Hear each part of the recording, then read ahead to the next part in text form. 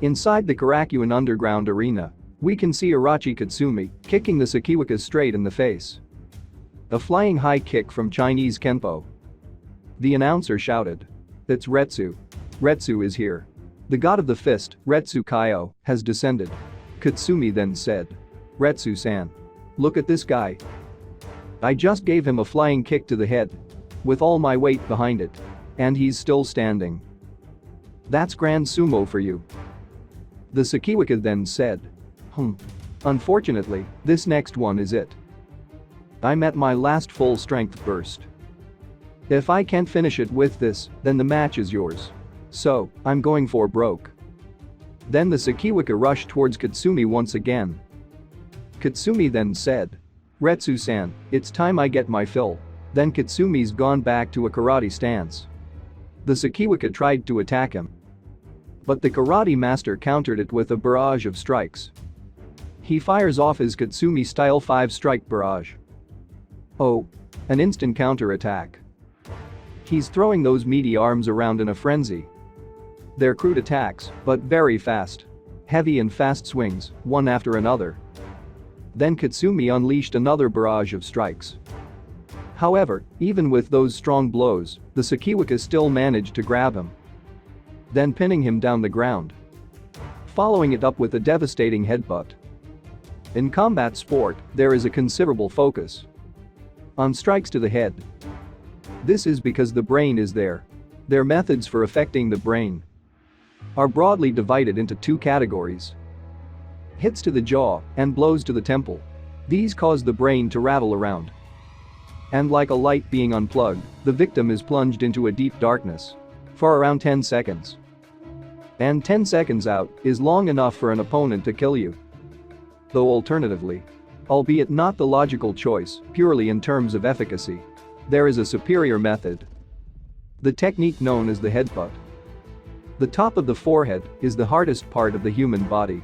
Even a powerfully tempered fist will get crushed upon direct impact with the hairline, driving his top forehead into his opponent's soft, pliable nose.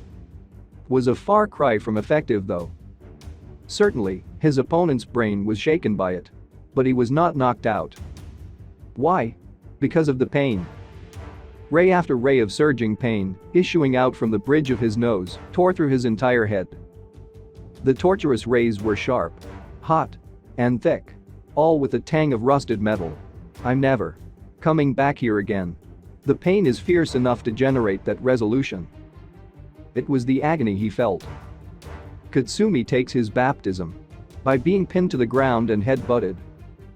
With a giant 181-kilogram body atop him, Orochi Katsumi finds himself in an impossible position. The Sakiwaka then said. Finally, I got you. Katsumi smiled then said. What a break. You thought it was all but over. But sumo doesn't have any ground game. Katsumi then said. Heh. I'm guessing you're new to this. I apologize for this. Then all of a sudden, Katsumi grabbed the Sakiwaka in the family jewel. Then crushing it without any mercy. Making the strongest Sakiwaka shout very loudly. Katsumi then said. Sorry I made you do that. Retsu-san. Then the karate master followed it up with a kick to the chin. Imagine a man who's buried in the ground up to his neck. Now, a virile athlete, with all his strength, kicks the man's exposed head. Odds are, he would, without having felt a thing, pass on. The kick, which Grand Sumo's Sakiwaka Shishimaru took, was very much like that. A soccer kick, right in his chin. But he does not yield. Even with the injury to his family jewels, he is still moving. He is on all fours. But he's moving. This man is tough. Tough beyond belief. Grand Sumo is just too tough. Oh. Katsumi moves in pitilessly.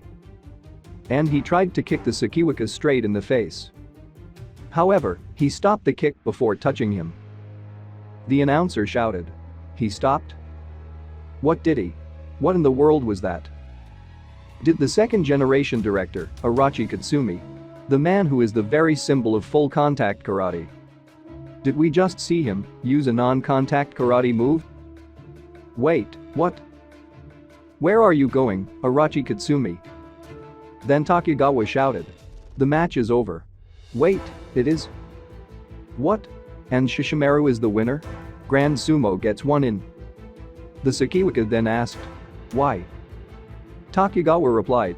Hold your head up high and revel in your victory. If a fighter intentionally leaves the arena, then that decides the match, no matter what. That's an unchangeable rule. Hanmabaki then confronts Katsumi saying.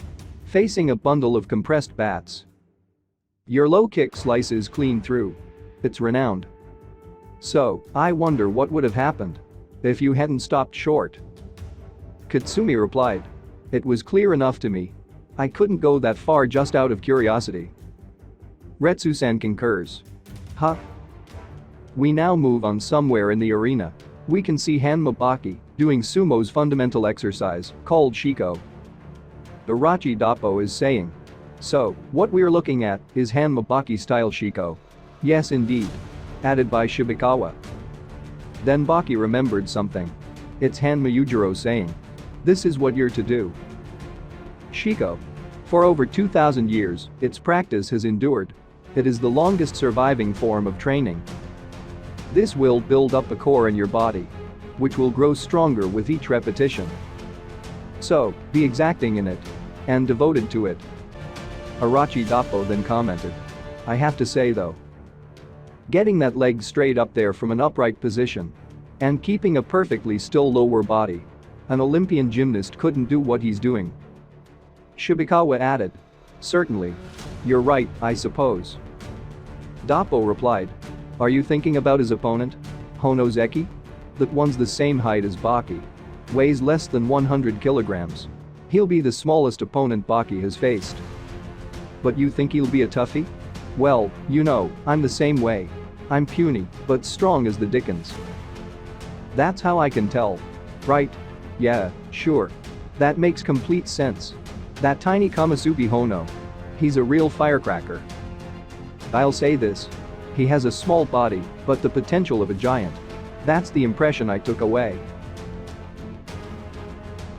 So, what do you think of this match?